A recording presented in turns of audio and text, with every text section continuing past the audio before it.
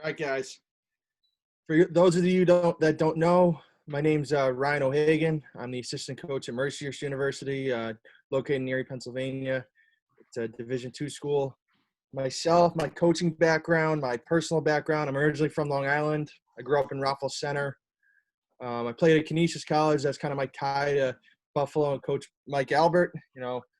After I graduated college, being a 2012 MAC champion, and then a 2012 first-team all-conference player, I ended up starting my coaching career at Iowa Prep in Westchester.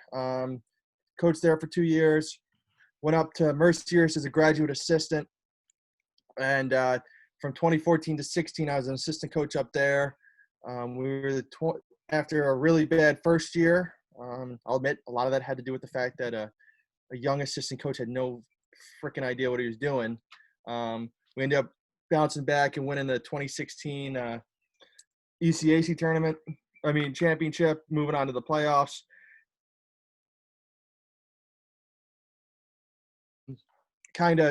My contract ran out as a GA.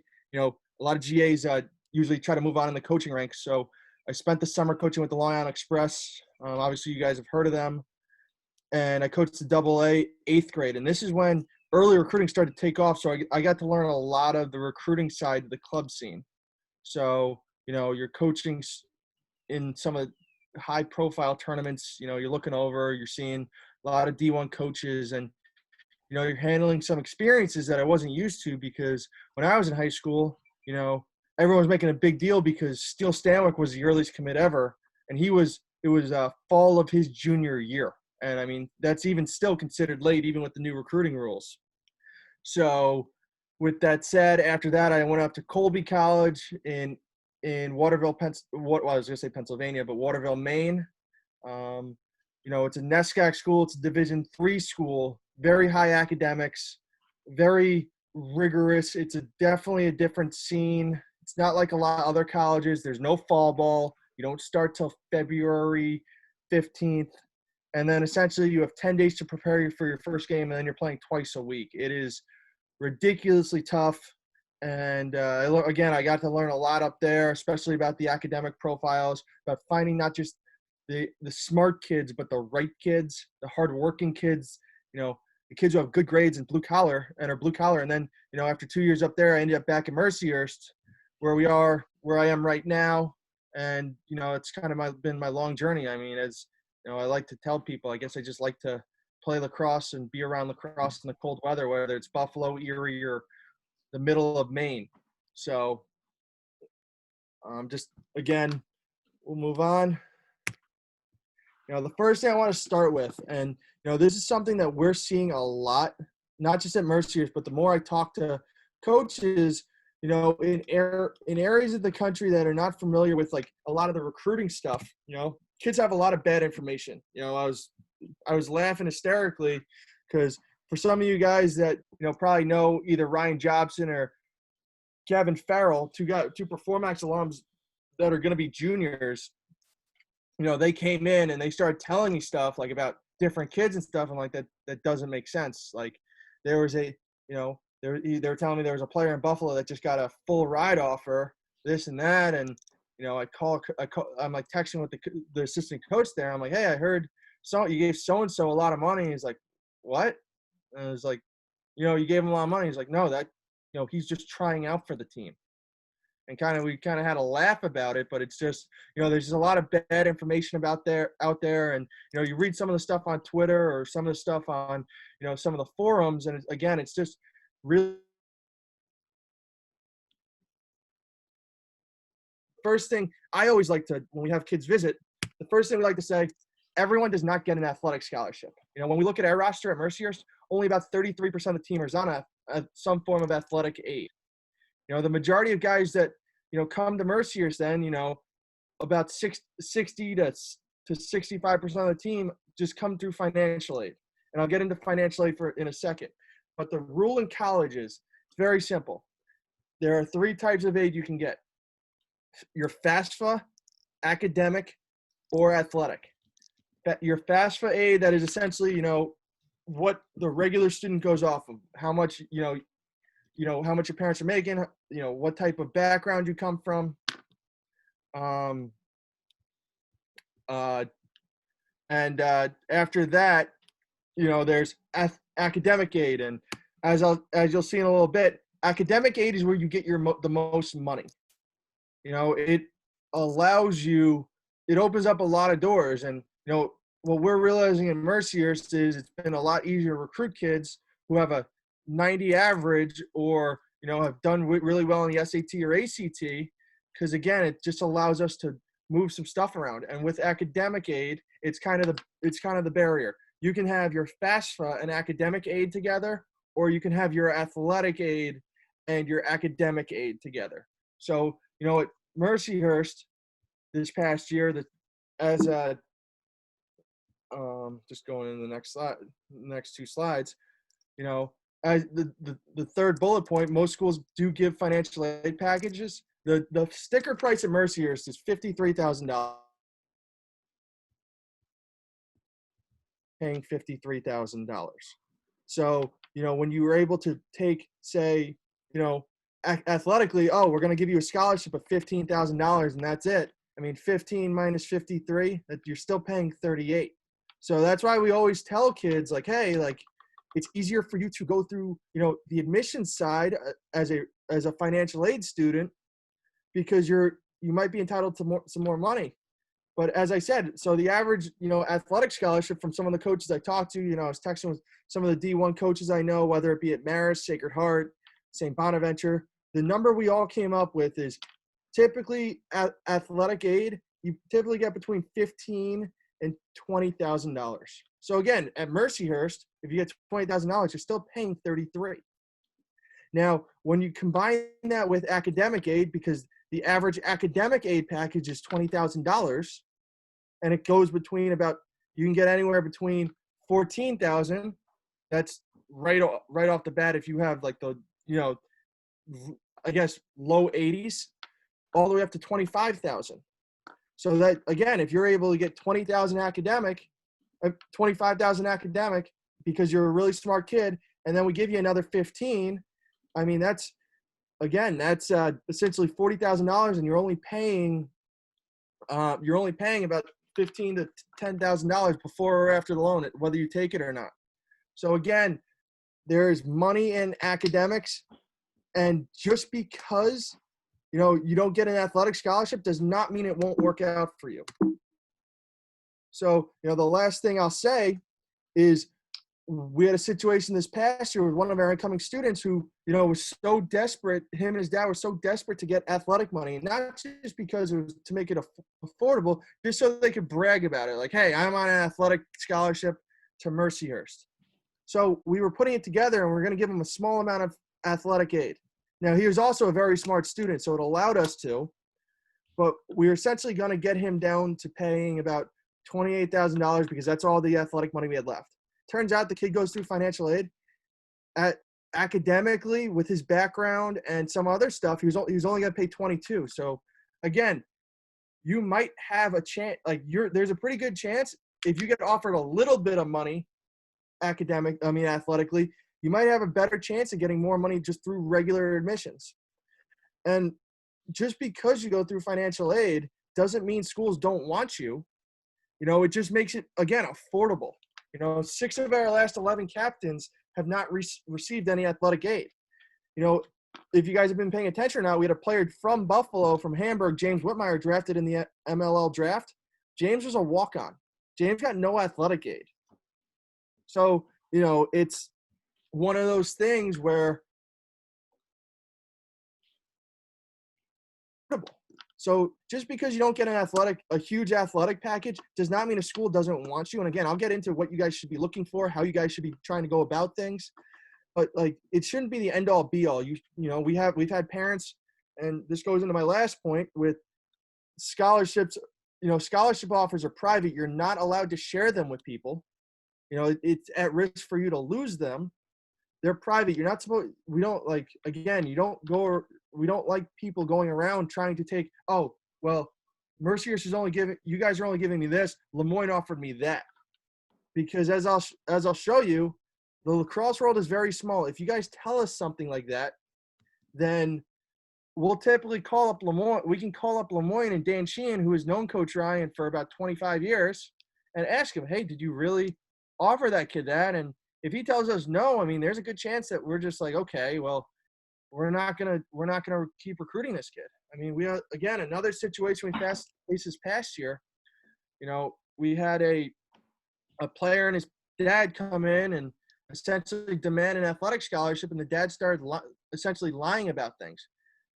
Oh, my son had 13 written offers. Well, scholarship offers can't be written until November 15th of your senior year, and this is the kid's junior summer. And they were saying some other stuff, and we're just kind of sitting there and we're like, okay, this is not a good fit for Mercyhurst.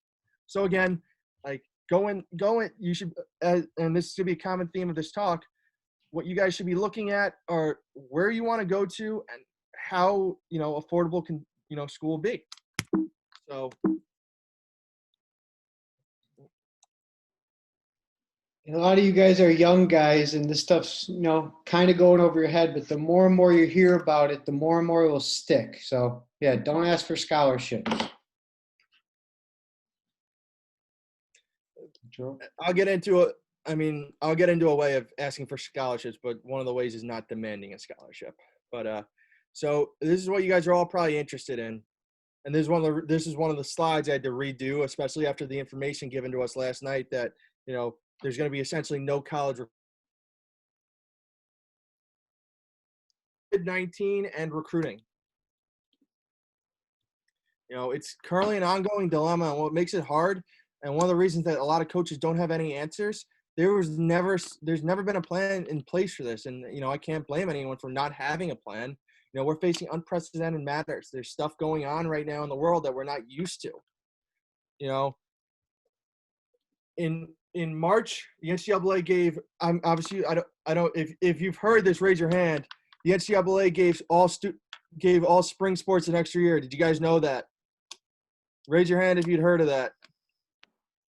Did you guys know it's not just the seniors? Everyone was giving a fifth year. So, this year's freshmen still have 4 years of college left if they want to play college lacrosse. All right. The latest news is, as I said, the NCAA has expanded the D1 dead period till 7/31. That means you can't be on a campus. You can't play in front of coaches until July 31st.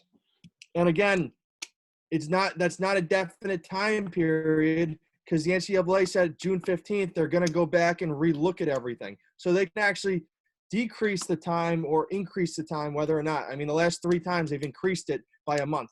So, next thing we know, June 15th hits, they're saying you can't, play in front of coaches till August 31st. All right. And unfortunately, and again, one of the big things I want to share with you guys, and it's not something to be, scared about, because, coaches are learning how to make accommodations for this, but the 21s and the 22 classes are going to be hit pretty hard. I'm not going to try to sugarcoat it. They're going to be larger rosters. Talking to some coaches, they're going to be smaller recruiting classes. Some of the budgets, in terms of affording kids, are going to be tighter. Now, smaller budgets typically also mean that there's going to be a bigger fundraising part. There are some obviously wealthy alumni out there that can help programs. And as I said earlier, there's going to be less athletic scholarship money available. Have you got, if you've heard of the transfer portal, raise your hand. I don't know. So the transfer portal obviously is, the new thing in college, where if you're unhappy at your school, you can just put your name on there. The current college you're at, their head coach doesn't have to know. You can go on there and try to transfer. There are over 530 lacrosse players in the portal right now looking for a home. Now, again, a lot of those kids think they're playing Division I right now. But when you look at current rosters, there aren't even 530 lacrosse players, out there. There aren't enough spots for them. So again, you're going to start to see rosters. Coach Ryan is a very good friend of the new Johns Hopkins head coach, Pete Milliman. And Pete was telling Coach Ryan he's expecting their roster this fall to be about 64 players, which obviously most college rosters this past year were around 45, 46. I mean, you're talking. So it's not something to be scared of because there are going to be colleges, working around that.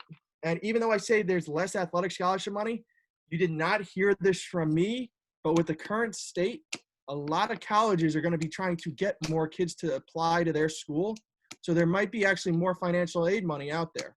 So again, if you're interested in the college, start looking into the financial aid process. And again, how much, how affordable can a college make you? Because as I said, for colleges to stay open, they need to admit kids.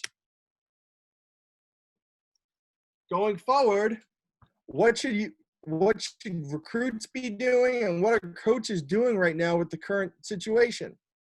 All right. What should you be doing? All right.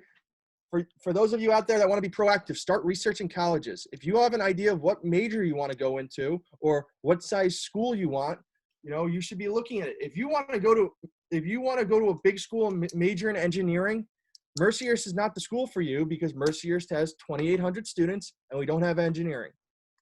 Now, if you want to go to a smaller school and say major in physical education, be a gym teacher, well, RIT is not that school because RIT is 20,000 students and they specifically focus in business, science, and engineering. So you guys should start going in and researching your schools. I mean, again, there are a ton of websites out there, such as U.S. News and World Report, a lot of other things that, again, can help you figure out what colleges you want. And, the other resource you can use is your current high school. I'm sure a lot of your guidance counselors would love to help you guys right now start to figure some of that stuff out. And this shouldn't just go for the current high school juniors. This should also go for sophomores just to be proactive. Because, again, if you find your college you're looking for, and you know what you're looking for, it makes the recruiting process a lot easier because instead of looking at 500 lacrosse schools, you're only looking at, 5 to 10.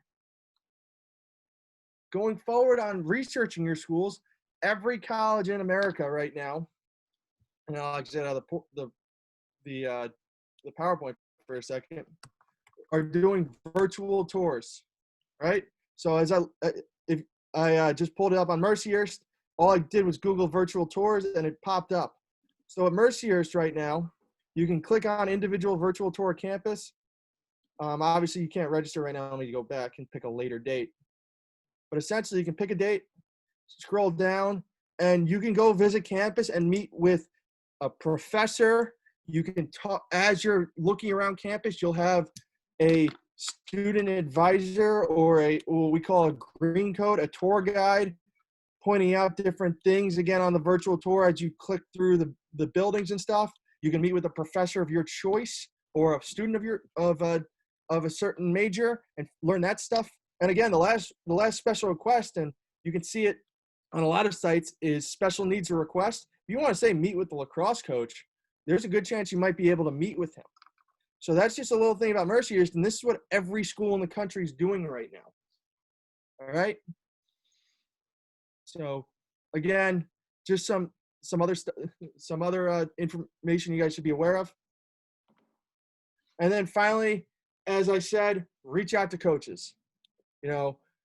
Once you find the schools you're looking for, once you find your fit, that's when you should start reaching out to coaches. There are a ton of coaches out there, and you can talk to probably one of the best club coaches in Buffalo runs your organization because Coach Albert is willing to call whoever and whomever, whether it's texting me at 3 a.m, can I get so-and-so's number? This kid's interested there. Because again, I mean, as you guys are well aware, I mean, Coach sent about Coach, 15 to 20 kids to colleges last year?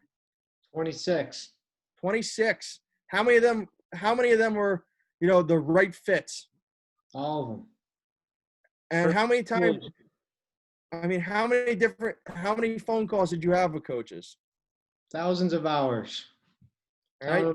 Telling them the sprints they ran, the sprints they didn't run. Right? You have a great coach who's going to pump your tires and help you find the school you're looking for. Whether it's, calling myself and Coach Ryan Engesley about, Colin Schmatz, and I'll get into Colin in a little bit and why he was what we were looking for, but also, going out of his way and calling schools, that typically don't recruit Buffalo kids. I mean, again, if you guys look at college rosters right now, like, there are only specific schools right now that typically have kids from, your area. But, Coach Albert's breaking a lot of barriers, calling schools that are willing to recruit, different types of kids. And again, you could see it, whether it's Mercyhurst, whether it's Ohio Northern, whether it's UMass Lowell or Canisius, or even Hartford Community College. Like, that's a wide array of schools. And when you look at other programs in the country, whether it be Buffalo, Rochester, or, Ohio, you just could see those schools are looking at only specific programs. Those club teams are only looking at specific programs. You got a coach in Coach Albert who doesn't care and is willing to call whoever and whomever. So, and as a coach, and, as I text with Coach Skelly at Sacred Heart or Coach Capron at St. Bonaventure, we keep joking around. We're social media influencers right now. We're sending a ton of emails. We're putting out a lot of stuff about our programs on social media. One of the other things you guys can do in terms of researching schools. I know all you guys have Instagram. I know some of you guys have Facebook. Some of you guys have Twitter. I've even heard of colleges getting into TikTok. But you guys can look up some of the information on these social media platforms as well. But, we've been, the last post we did at Mercyhurst was our team GPA was a 3.61, and we had 12 guys over a 4.0. So we're trying to put out as much information, and as we like to call it, enough propaganda to get kids interested in Mercyhurst. But more importantly, we're trying to identify the right, the right fits for our program, right? It has been amazing the amount of Zoom calls we've been on. We've been on 36 Zoom calls in the last 4 weeks. We have been just crushing Zoom, and here are the things we've realized. Zoom tells a lot about kids. They're our number one goalie, right? This goalie is really good. We're not used to recruiting this area, so we don't know much about the area. But, it was one of those things where we said, screw it. We really liked him. We started recruiting him. We found out, at one point he made the all-star team at Maverick Showtime. And we're like, how the hell isn't this kid getting recruited? And, he came and visited campus, and, he's okay. Very cocky kid. I'd be cocky too if I was getting some of those accolades. But we got him on Zoom earlier in May. I think we got him on May 5th. And, he's slouched over in his chair. He's lying back like this. He's lying in his bed, face like this. And we're just like, okay, this kid's not very interested. What type of message does that send? If, I'm looking at you like this, it looks like I'm not giving you the time of day. So, if you're able to get on a Zoom call with a coach, or you're able to, talk to a coach, make sure, you look a little presentable. Like, again, like, we've seen some funny stuff. We had a conversation with one kid because his back wall had a bunch of Disney stuff, and we found out he was in his little sister's room because he needs some quiet and there's better Wi-Fi in there. But again, if you're going to go into a Zoom conversation with any coach, whether it's Johns Hopkins or, Madai, look interested. Because, again, it's one of the things we're looking for, and I'll show you what else we're looking for. And the last thing I'll say is we're trying to create relationships. We're at Mercyhurst, we have 0 2021 commitments. And it's not because no one wants to commit right now. We've actually had 5 kids try to commit in the last couple of weeks. But, I don't want to screw a kid. And I'm sorry for the language of any parents here. But I don't want to fuck someone over who we're going to tell, oh, we can give you this. And then, some new stuff happens with COVID and their budget cuts, and we can't give the kid any more, what we promised. So what we're trying to do is create relationships and, create some loyalty, not just from our end, but from the kids' end, and just trying to be patient with kids. So, that's kind of some of the stuff kids should be doing, and what our coach is doing right now. All right. Here's one of the big things also is communication with coaches. As I said, you guys, once you research the type of schools you want, that's when the emails start flying. Coaches are not doing anything right now. In my spare time, other than, recruiting and, Photoshop and iMovie, creating content, I'm really not doing anything. Up until last week, we were having team meetings, and we were pretending that the season was going on and we were playing for the fictitious national championship. I actually emailed the Inside Lacrosse guy because he said we would have lost in the national championship, but that's beside the point. But, I'm trying to respond to as many emails as possible. But with that said, there are specific types of emails I don't respond to, right? Don't be generic. Any email, any spam email where you're just like, I could tell. If you're just like, hey, coach, my name is Mike Albert, and I want to play for your program. Well, the two things you didn't say my name, and you didn't say what school I'm going to, what school we are. So again, I'm not going to respond to that because it's like, okay, this kid's not really that interested, right? And again, you don't want me emailing you back being like, hey, recruit, I know I've seen you in this area before. Again, it's just not, it's not very professional. I mean, the field we're in, I mean, it's all, again, you can take your Albany hair pictures, but at the end of the day, it's just kind of showing that you want to win and you want to be professional on the field. All right? Do not lie in your email. If you tell me you are 6'5", 220 pounds, you're essentially built like Paul Rabel, and you have a 99 average, and then you show up and you're 5'9", weighing 155 pounds, and you have an 83 average, why should I recruit you, right? We have a running joke at Mercyhurst where if a kid emails me as he has a 90 average, it means he's really got an 87, right? Don't try to. You can fluff up your height a little bit, if you want to add an inch or two or five. Give yourself 5 pounds, but the grade point, it's very important, especially as I said earlier with academic aid, we're trying to figure out, which kids are going to be trying to fit into which tier academically. So when you tell us you have a certain set of grades, but in reality you have this, oh, I don't have a 90, I have an 87. I mean, that could be the difference between $2,000 or $3,000, and then again I feel bad because we're trying to convince a kid to come to Mercyhurst for a little more expensive than what you're about to send a transcript in, right? So when you send a transcript in, if it's wrong, again, why should I trust you anymore? It's flattering that you're lying to try to come to try to get onto our roster, but again, it's one of those things where we don't want to recruit liars. So. And then the last thing I'll say, the second last thing I'll say, be short, to the point, and specific. You don't have to send us a 4-page email about why you love lacrosse, right? Just say your name, what your grad year is, your high school, your club team, your high school GPA, as I said. Attach a transcript if you want to be really proactive. Your contact info, your highlight film if you got one. My contact info is, Coach Albert's email, your cell phone, your parents', home phone, your email, your parents' email, just so we can get in touch with you after you email us. And then why are you interested in our program? That last thing is a big key for me because it tells me, again, maturity, accountability, why, again, you're interested in the program, because, again, you're sending me it like this. It's very clear you didn't do your research because Mercyhurst doesn't have engineering. Right. And the last thing, and this is something we like to sit there and have a laugh about, do not have your parents write your email. You would be shocked with the amount of emails we get. And when we kind of sit there and we're like, well, parent clearly wrote this, because there's a ton of words that high school kids don't use.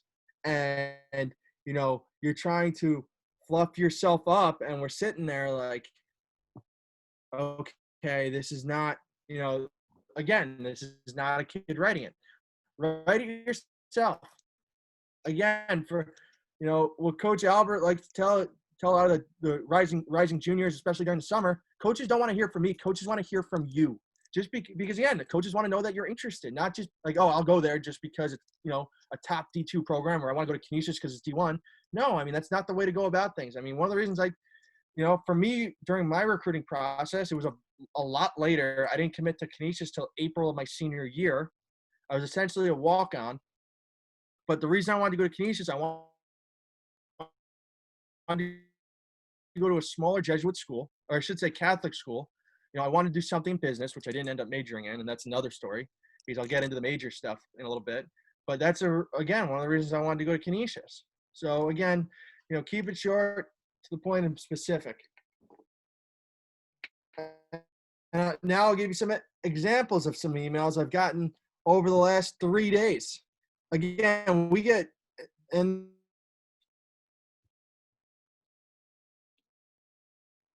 it's tough to keep on top of all of them. So, you should be sending an email to a coach, every 2 weeks, just letting him know you're still interested.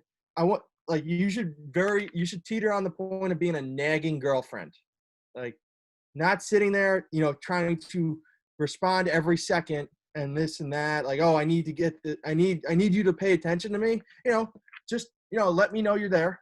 And, eventually a coach is going to tell you two things. They want to talk, or, they're looking at other kids. But again, it's, every 2 weeks is a good time to email a coach. So as I said, here are two of the emails I've gotten, and I've changed the name. I've changed everything about the emails, except the main body. So you guys tell me. The email on the right, read that. You can read the email on the left. Now you guys can open your mics up for a little bit. Which email do you think I responded to? The right. The right. Right. Why do you think I responded to the one on the right? You attach contact information. It has more. It has more. It has more. Again, as I said, it shows which kid's interested. One, calling yourself a dominant 2021 long pole. Again, like that's not what we're looking for. We want it to be somewhat a little professional. And as I said, dear coach, I changed the kid's name. My name is Ryan O'Hagan. I am interested in your great school. And then he spelled Mercyhurst wrong. Mercyhurst is one word. I am currently a 3-6 student who is undecided. I am a long pole defenseman who can make plays all over the field. You can watch my highlights below. Please let me know if you need anything else. No signature, no anything else. I took the kid's highlight film off because I obviously don't want you guys going and finding out which kid it is. The kid was actually pretty decent, but it's one of those things where it's like the other thing I should say, in the kid's video, it says he has a 3.8 GPA. So clearly he's not on the same page. The one on the right is a kid is an email that's a little older. This was sent to us about last week, or I should say this was sent a week ago, because we actually just had a Zoom call with him last week. Earlier this week. But again, it says what position he plays. It says his full name. So, when I go, search his email in my folder, I can find it right away. He's and what he's interested in. For those of you that don't know, Mercyhurst itself. I'll answer questions at the end, guys. I'll talk to you guys about what to do without film too. But the Ridge School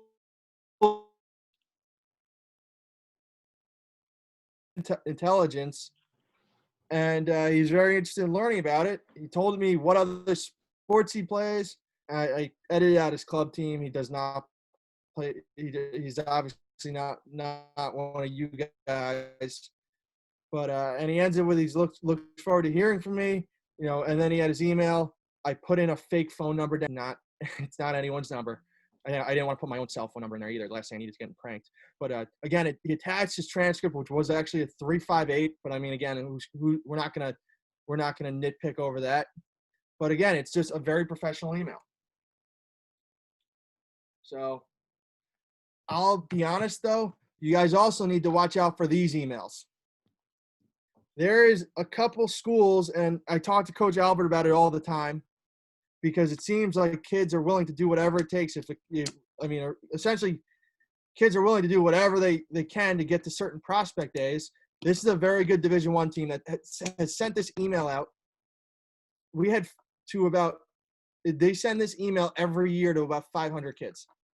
And if you guys notice, as I said about being generic, one, there's software out there where all I could do, I just put your name and your email into a system, and it creates different things. So for every individual email, it'll put in the kid's first name. And the other thing, as we talked about being generic, we have seen you play and think you can be a good candidate to join our 2021 class. It doesn't say where they saw you play. It doesn't explain why they like you. They just say, I have seen you play a handful of times, but it really helps when all three coaches are watching you at the same time. All right. This is stuff to be aware of, guys, because there are a lot of coaches out there, they're just trying to get kids to go to their camps. I mean, I had to have a sit down with one of the 2020s last year during PX lacrosse camp, because the kid was telling me how many different schools he was looking at and how many coaches he's talking to. Well, in reality, he was not getting recruited by this email here. He was he was a Division I player, but instead of talking to the 15 coaches like he said he was getting this email from 20 other coaches.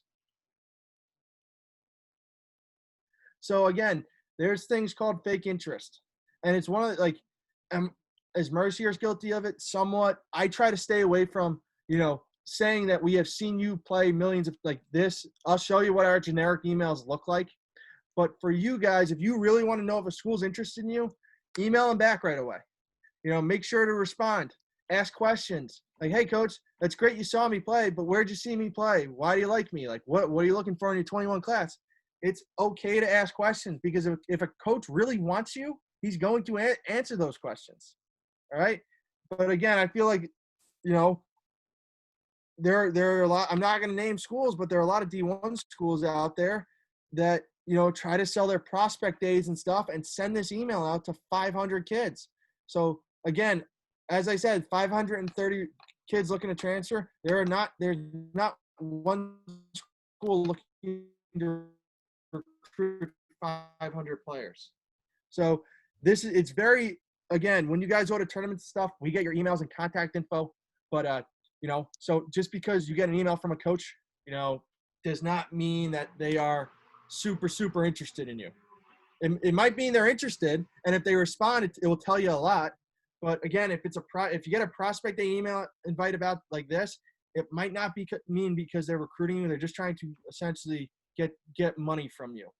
So if you're going to choose a prospect day, make sure that you do it at the school you want to do, like a school that is either A, recruiting you, or B, you want to go to in the worst way, whether it's an engineering school, like RIT. If RIT has a prospect day, there's no harm in not going to it, right? If Clarkson or Potsdam have it, like, go for it, But again, if you're willing to drive, let's say 13 hours down to, Richmond or VMI because you got an email like this, it might be just a waste of your time.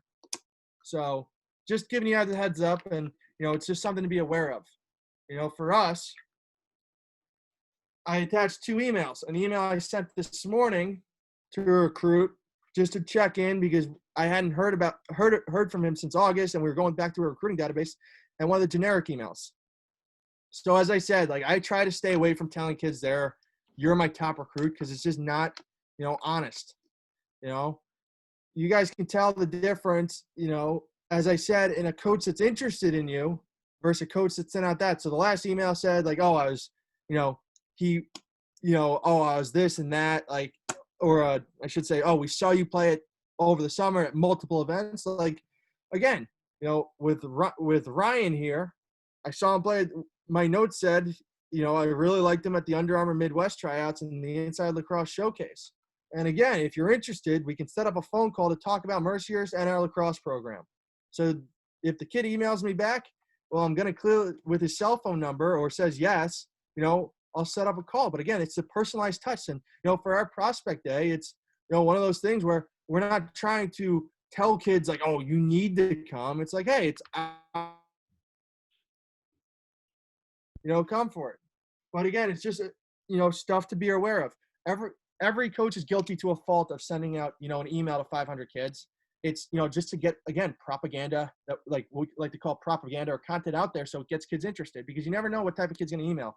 You never know if, a kid on our end, you never know if a kid like Joey Epstein's going to email us back because he hadn't been getting our other emails earlier, or on your end, coach gets to see you play. I mean, we actually have 5 kids on our roster right now who got said generic email right here, and they ended up coming to our prospect day and pressing, and like over the course of 4 years, we ended up being like, okay, like we want you to come on down to it, like you're on the team, or here's your package.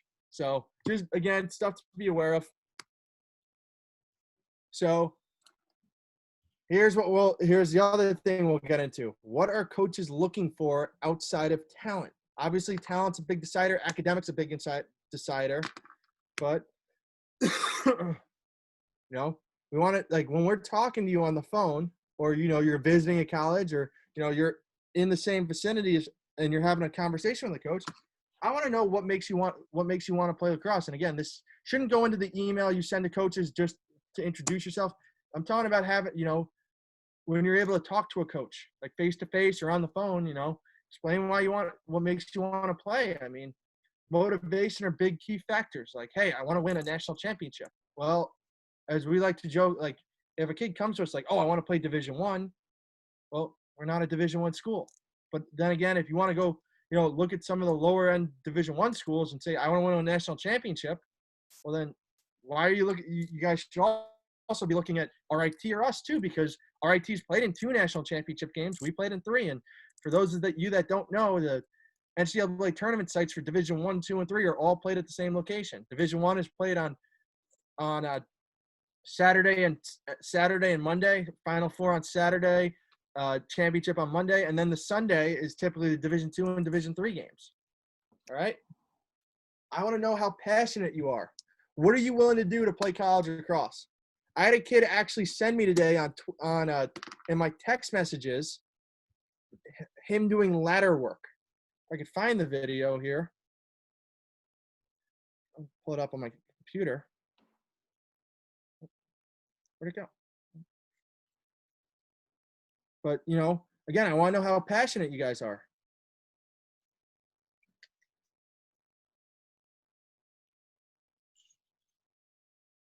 Like, again, if a recruit sends me this, now the music's terrible, it's one of those things where it's like, okay, the kid's trying to get better right now. It's one of those things where it's like, hey, like, my sister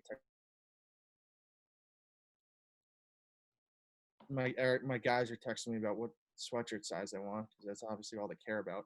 But yeah, it's one of those things like, hey, what are you willing to do to keep improving? What are you willing to do during this quarantine to get better?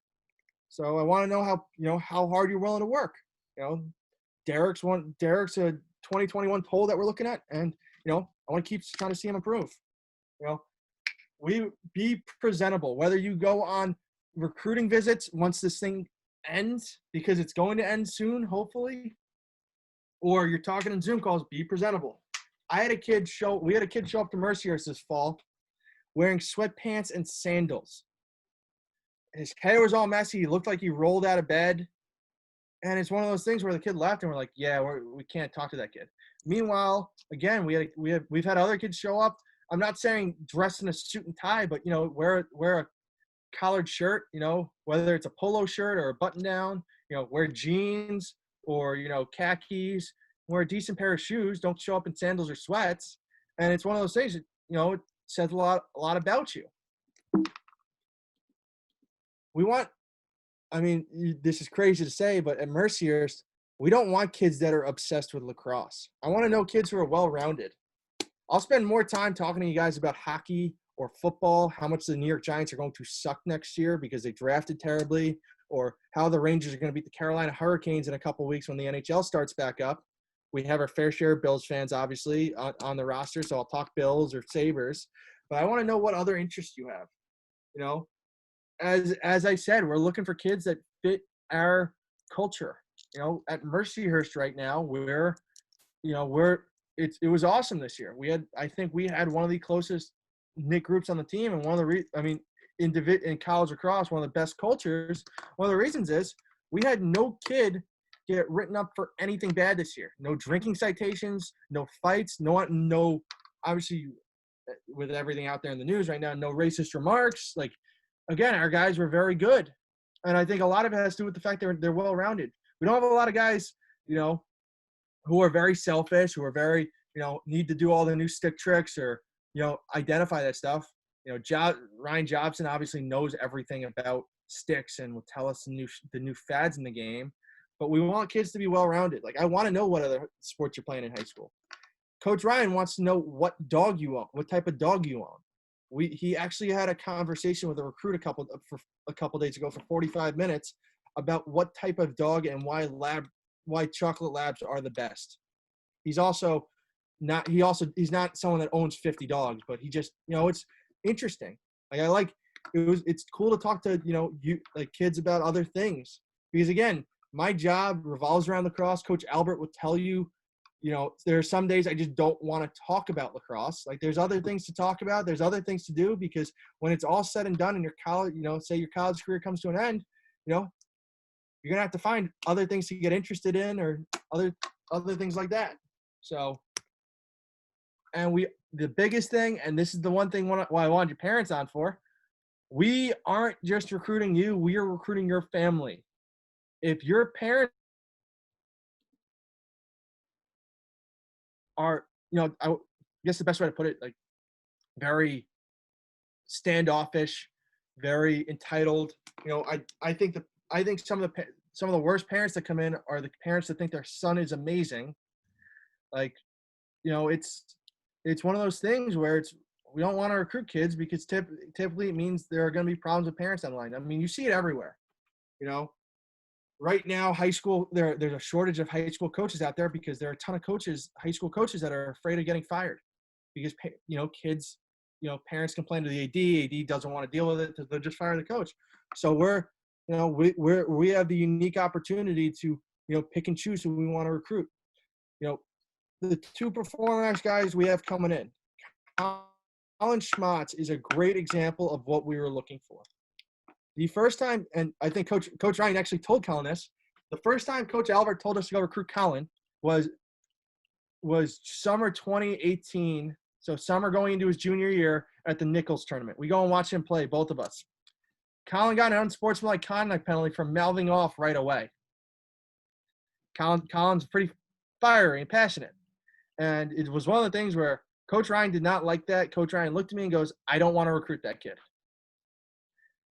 We go out the course of the year. I see Colin playing high school. I go to a West Seneca game, and Colin's lighting it up. He was a very good player.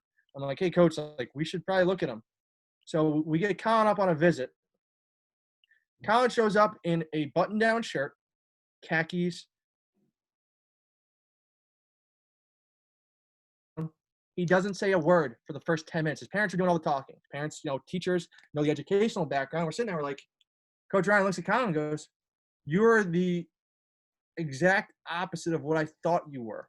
And Colin kind of looks at him and laughs and goes, and like, what do you mean? He goes, Coach Ryan's like, I thought you were going to be an asshole. You're yelling at refs and stuff. And, Colin kind of laughed and goes, well, that's just how I am on the field. And I don't usually yell at refs. It was just a bad call. And Coach Ryan goes, well, you took an unsportsmanlike conduct penalty. And he goes, I didn't take an unsportsmanlike conduct penalty for yelling at the ref. I took it for hitting a kid late. And, it's one of those things where we sat there, and after talking to Colin for a while, and, after his visit, we left, and Coach Ryan looked at him and goes, man, I was completely wrong about that kid. We need to recruit him. So, Colin's a financial aid kid. He's coming through. He got a great academic package. And again, it's just how it worked out. Ethan Goss, same thing. Ethan didn't say 2 words to me during the recruiting process. I text him. I just get a reply, good, this and that. And, I thought he wasn't interested. You hear things about Ethan because, Ethan's a big dude. Like, he's looking at St. Bonaventure, Canisius. He might be playing Division I. And, he wasn't responding to the emails or texts. He's just very, Ethan's Ethan. He's just a quiet kid. And we're just like, okay, he's not interested. And then all of a sudden, Coach Albert and Coach Hudecki reach out to us and, hey, Ethan's interested. How come you guys stopped talking to him? We're like, because he didn't respond. Ethan comes on a visit. Ethan sent, Ethan's transcript had 3.9. We have the major he wants, and we're just kind of sitting there. We're like, Ethan, how come you didn't want to talk to us in the first place? And he goes, I didn't want. He was like, what do you mean? And we're like, you didn't respond to anything. We just assumed you weren't interested. He's like, oh, I just don't like talking much. And we kind of sat there and we were laughing, but it's just some of the little things like that, you know, what coaches want to know about you. It tells a lot when you're able to sit down and look someone in the eye and talk to them face to face about what they're passionate about, why they love lacrosse and stuff like that. And it gets a general sense. I mean, I'll be honest, my first year recruiting, we recruited on paper arguably the greatest class in Mercyhurst history. We had 3 All-Americans. We had a player that was runner-up for Rochester Player of the Year. We had 2 players that were runners-up. I mean, Connor Fields was in the same class, so we weren't going to wasn't going to get Buffalo Player of the Year. But we had kids runners-up for Buffalo Player of the Year, a bunch of all Western New York kids, and we're sitting there like, wow, the 17 kids we have coming in because we wanted a bigger class are going to be outstanding. Now, the problem is, as a young coach, I didn't do my homework on them. And what it turned out was these amazing lacrosse players came up, and they were just assholes. They didn't want to work hard. They hated, putting the extra work in the weight room. They hated doing other things that, that we expect, whether it's volunteer work or, going to cheer on other sports teams. They hated it, and they ended up transferring, and we sat there and we're just like, well, we got to change. Like, that's when I first learned, like, man, I got to do a better job learning a kid's background. Because then I ended up talking to a high school coach in Rochester about the kid, and he goes, yeah, if you ask me, I told you never to recruit him. He was always going to quit lacrosse and go, and he ended up going to Florida State to party. And the high school coach told me I would have told you that right away just from knowing the family. So again, it's one of the reasons that we look to know your background. We look to know a lot about you because, again, it's not just the 4 years you're at college, but, you're going to make friends. You're going to be a part of our alumni base that everyone wants to know. I mean, again, it doesn't matter what college you go to, but alumni bases in lacrosse are some of the tightest alumni. Alumni lacrosse players typically donate more to a school than other sports because they have a passion for their school more. I think right now the highest donors are usually hockey, football, and lacrosse. So, when we have our lacrosse alumni emailing us looking for jobs and looking for players that want jobs or internships, it's easier to recommend a kid who's well-rounded because we know, hey, this kid's going to fit what this guy wants to do. So that's what we're looking for outside of your talent and your academics. Right? My best advice I can give you right now. Right? It's cliche, but as I've stated, and I've said it multiple times, find the place where you can be without college. Find the size school you want with the major you want, and it's okay to be undecided, but again, it's better to do the research. Kids that typically go to colleges for the right reasons typically last there longer. I mean, to go off another recruiting story, we had a kid email us last year. He went to the Hill Academy. We knew who he was. He was very good. Tells us, hey, coach, I'm unhappy at this Division I school. I just want to be close to home. Kid was Canadian. And I'm just far away from home, and I know Mercyhurst is a lot closer. Well, it just so happened that Coach Ryan at Mercyhurst knew the head coach of this program. And this program was awesome. Last year, they'd been a top 20 school for most of the year. They made the NCAA playoffs. I think they lost in the first or second round. So we called the coach, who, Coach Ryan's from Rochester. The head coach was from the upstate New York area. And Coach Ryan's like, hey, Mike Albert's looking to transfer. And the head coach got quiet. He's like, really? I mean, I did not know that. I mean, I thought we're sitting there, we're like, uh-oh, like kid's lying about something. And the coach's like, hey, can I have 24 hours with him just to talk and ask why you want to transfer? Like, we kind of were hoping, like, by this time next year, sophomore year, he's going to be on the field running, either at attack or midfield for us. And we're like, oh, yeah, okay. 24 hours passes, 48 hours passes, and we're sitting there, we're like, uh-oh, there's something wrong. So we get a call 2 days later, and the coach goes, hey, everything's fine, but I think Mike should tell you the truth on why he wants to transfer. I understand it. It makes sense. Talk to him. And we kind of sat there, we're like, uh-oh. Is it a girlfriend? Is it something else? So we talked to Mike, and like, so Mike, what's the real reason you want to transfer? He goes, well, I committed here as a sophomore in high school, and at the time, I didn't know what I wanted to major in, and I got to college, and I realized I wanted to be a sports agent, and I wanted to major in sports business. We're like, okay. He goes, this school doesn't have sports business. And we're like, when did you find out you wanted to be major in sports business? Like, typically around like halfway through my junior year. We're like, why did you stay committed at that college? He goes, well, it's Division I, and they're really good. And we sit there and we're just like, that's not a great thing. I mean, there are kids on the portal right now who committed to a college as freshmen in high school. There's one kid I recognize because he was a top one inside lacrosse top 100 recruit. He is in the portal for a third time. He's looking to transfer to his third school in 4 years. I mean, again, it's not healthy. And it's what happens when you just are chasing lacrosse.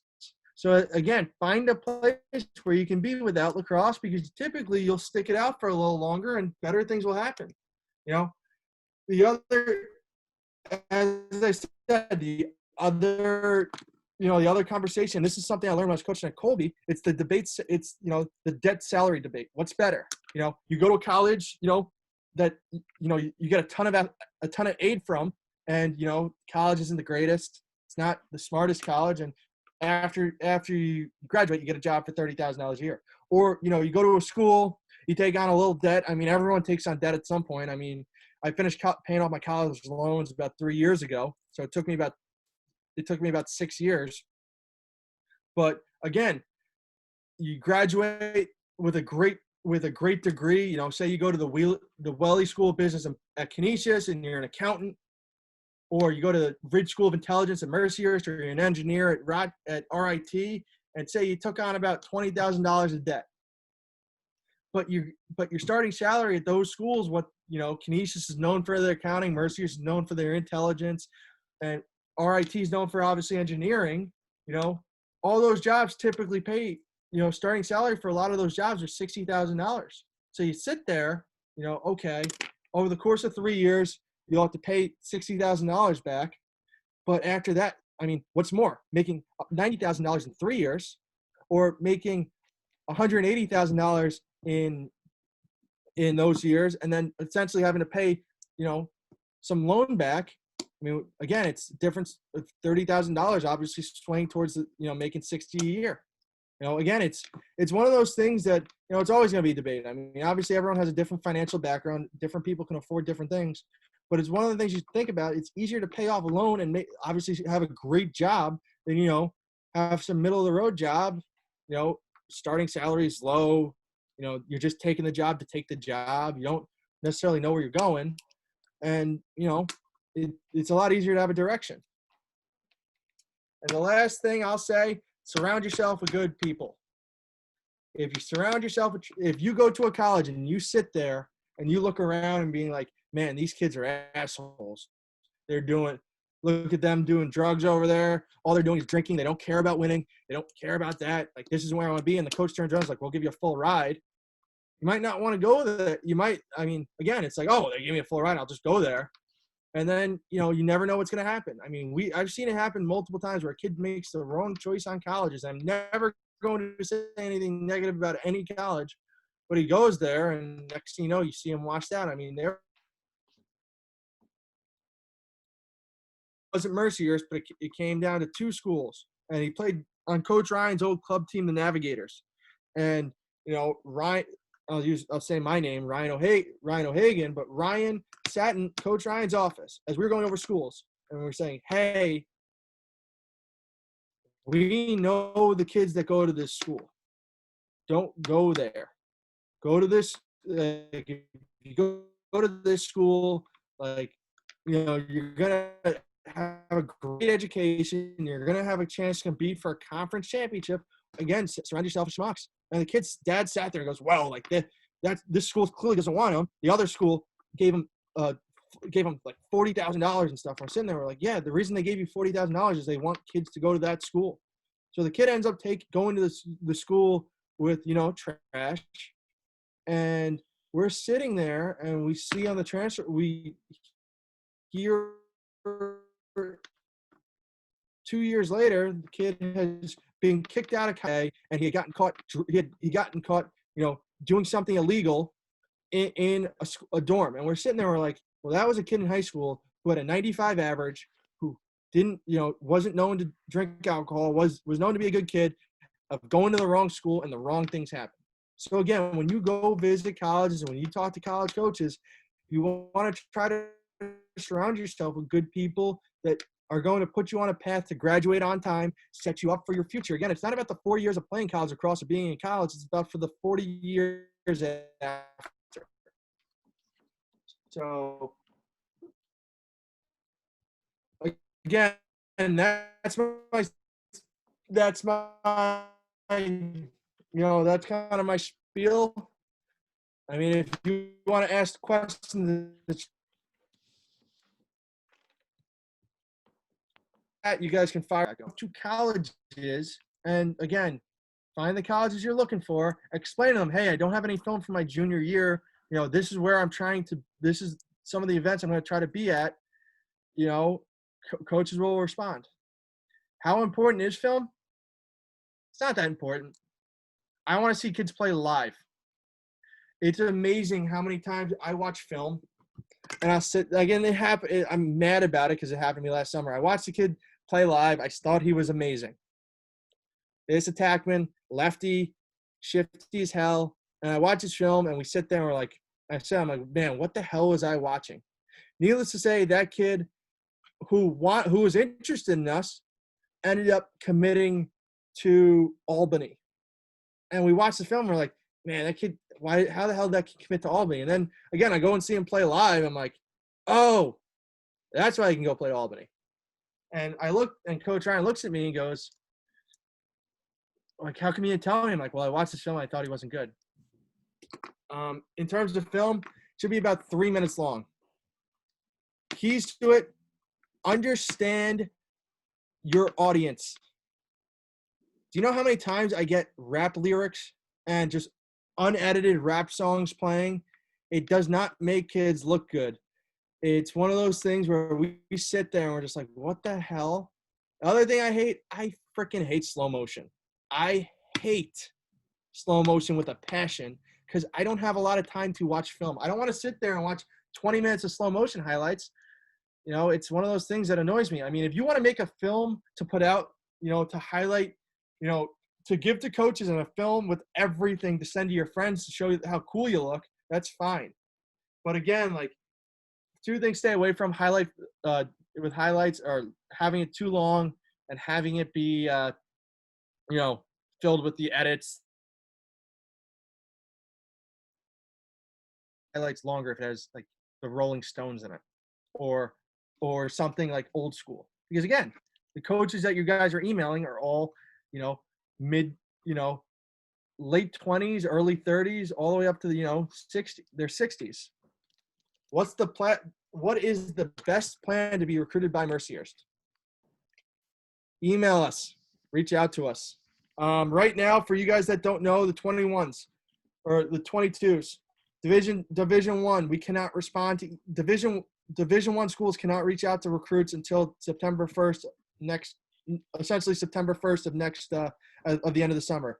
Division 2, I can't respond to 2022s till June 15th. So 2 weeks from now, I can start on the 22s. So if you guys are emailing me 22s and I'm not responding, it's because I'm not allowed to.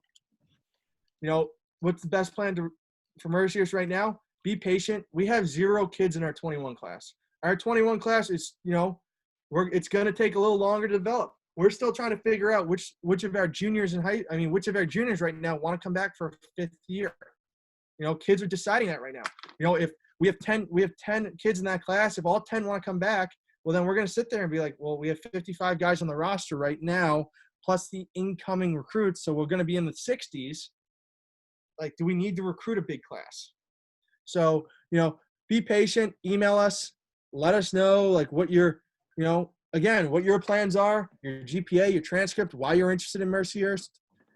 And, we're hopefully when this is all over, when it's said and done, we'll send you some information.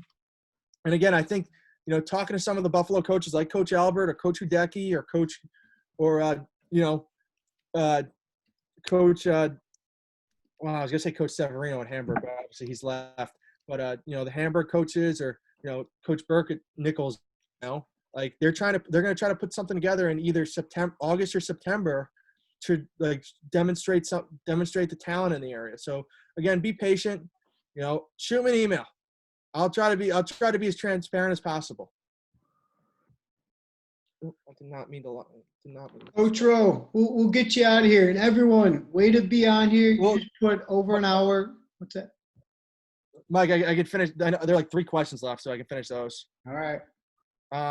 What's one thing that makes the defenseman stand out during a game, and what's a major attribute of defenseman that you can play at the next level? Nick, can you play one-on-one?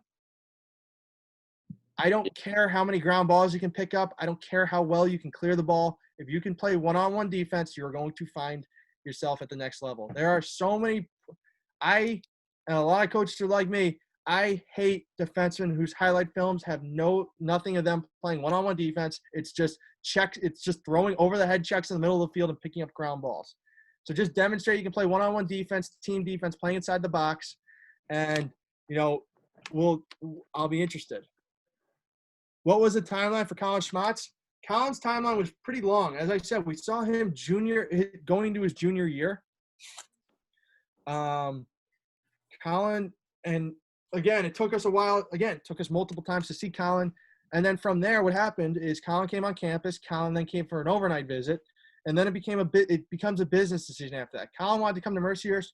We were willing to try to get him – we were trying to have him get that – like essentially make it as affordable as possible. What ended up happening was Colin went through admissions. Colin talked to admissions. As I said, Colin was a 92 student. Just like how we want the best athletes on our program, colleges want the smartest kids. So they sat there. Colin, they gave Colin a financial aid financial aid price. His parents asked that the school can give him a little more, and they kind of met in the middle somewhere. So should we be contacting coaches on recruiting platforms like Connect Locks or Captain U? It helps. You can reach out to multiple coaches at a time. As I said, send on there when you can send like 40 emails at once, kind of make it look generic. They help. They put everything on the same page. I really like how Connect Locks and Captain U will let you attach your transcript. So it helps. Is it an end all be all? Oh, no. It's one of those, it's convenient, but it's not necessarily important. Should we email the assistant coach or the head coaches? The best thing you can do, email both. All right? Email everyone on the college, like on that college page. Hey, Coach, I got one for you before we head out here. Really appreciate your time, your energy, and everything's been fantastic.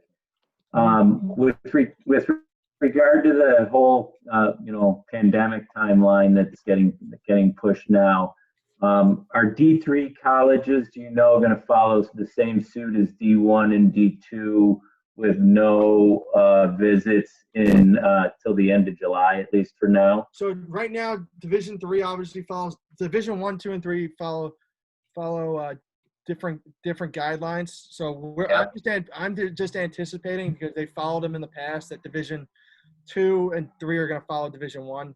I will say this, probably the biggest timeline, the biggest thing coming up is June 1st. So the NCAA, I can make the joke that they only care about money. Well, the only 2 sports they're letting back on campus are football and basketball. So June 1st through June 8th are going to be a tryout period. Like I said, a trial period for the schools. So if it comes back June 1st and June 1st through June 8th are going to be voluntary workouts for football and basketball student athletes. If it comes out that those kids are fine and those kids are able to do different things, well, it's probably gonna be better for the future. So I'll say right now, I know I've got an email from two club coaches trying to put a petition together, asking for information of putting the petition, because again, it's affecting kids' livelihoods. So, so you think the D3 will follow suit? We got to sit tight till at least mid-July to find out, kind of how the big boys have done, and if it goes well, it bodes well for August, and obviously college is starting in the fall with sports. Yes, and the NCAA has said that it would remove the dead periods in August and September, so kids would be able to appear in more things over that time period. I wouldn't say wait till mid-July. Again, if the petition being put forward is as big as I think it's going to be, it's going to make the NCAA have to reconsider, because again, it's about kids getting recruited. It's about people getting their money's worth. I mean, there's a ton of things that go into it. So it's terrible to say, but again, my mom's a nurse in New York City, and she's been telling me that, for the first time since mid-March or since early April, Sunday was the first day where there were less than 100 deaths in New York State or the New York City area. And, they're starting to let more patients leave than come in. So, it seems like we're getting to the bottom of this curve. Again, I'm not a scientist. I can't answer any of those questions, but Right. I'd say I wouldn't say wait till mid-July. It's probably gonna be mid-June before you hear some more information on it. Yeah, I meant mid-June. We got to sit tight till mid-June, and like there'll be more information. And I've been trying to put information on Yeah, that's tonight, awesome. recruiting attackmen. I think you guys are all prima donnas. No offense to anyone out there. Please, no one take offense. Attack-wise, can you play in a system? How selfish are you? And how high your lacrosse IQ is. I like to see guys,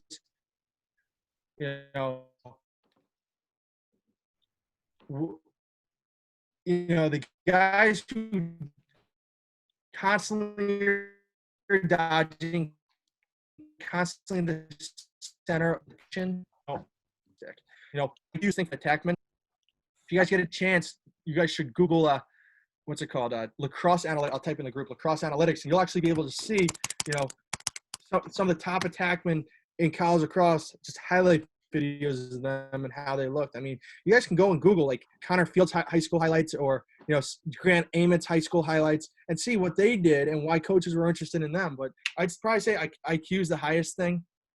For face-off guys, do you only look for Fogos or players who can play both sides of the ball? I want guys who can handle the ball with the shot clock rules and with how often face-offs are changing. And currently, I mean, I'm not supposed to share this, but I will share this.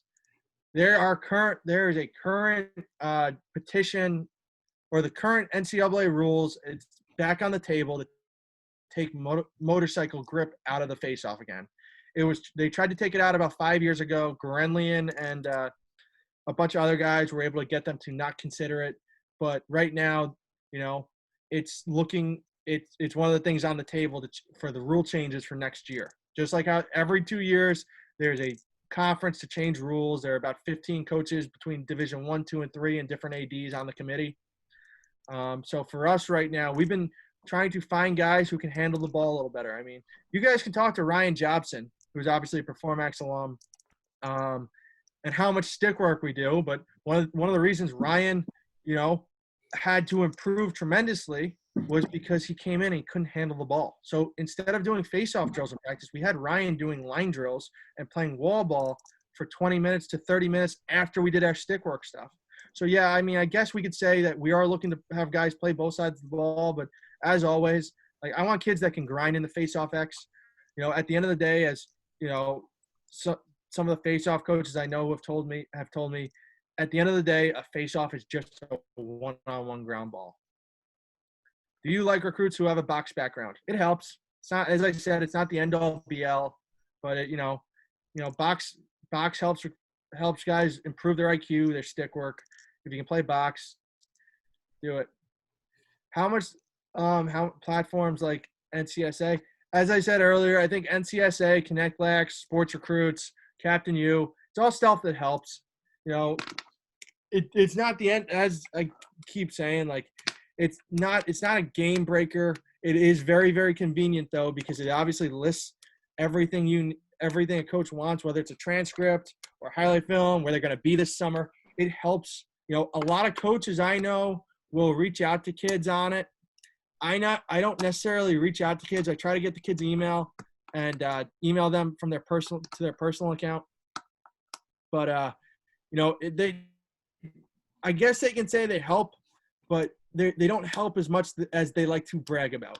Like they're, you know, like one of those websites keeps saying how many, like how we have, like how we've had over the last 10 years, over the last 5 or 6 years, we've had 25 kids off this one website. What I forget if it's NCSA or Sports Recruits, saying that they're the reason that those kids came to Mercyhurst. I don't think I think I got their information and then I just put it into the system. So, but you know, guys, it's 9:17 right now. My email address is below. So feel free, if any other questions, feel free to to contact me. You know, Coach Albert's also a great resource. And above all else, I mean, I hope this helped. So again, feel free to contact me. If you're 22 or 23, I'll bend the rules. I'll respond because I'm allowed to respond to anything other than Mercyhurst. So if you email me and ask me a recruiting question, I can respond. I know one of you guys in the chat asked me if you guys can ask without our mics on. So, but just guys, if you have any other questions, feel free to shoot me an email. And like I said, I'll send Coach. I can send that actually I can send the PowerPoint over the. Screw it. Like I said, I'll just send it to Coach Albert later. So aside from that, guys, I appreciate you guys, you know, letting me talk, and best of luck going forward. And as I said, I'll keep updating Coach Albert on any other rules or, you know, other stipulations coming out in the future. Okay. Hey guys, you guys all just put in over an hour towards your recruiting process. So that's a good start. You know, the stuff that he said, you know, hopefully starting to click in your head.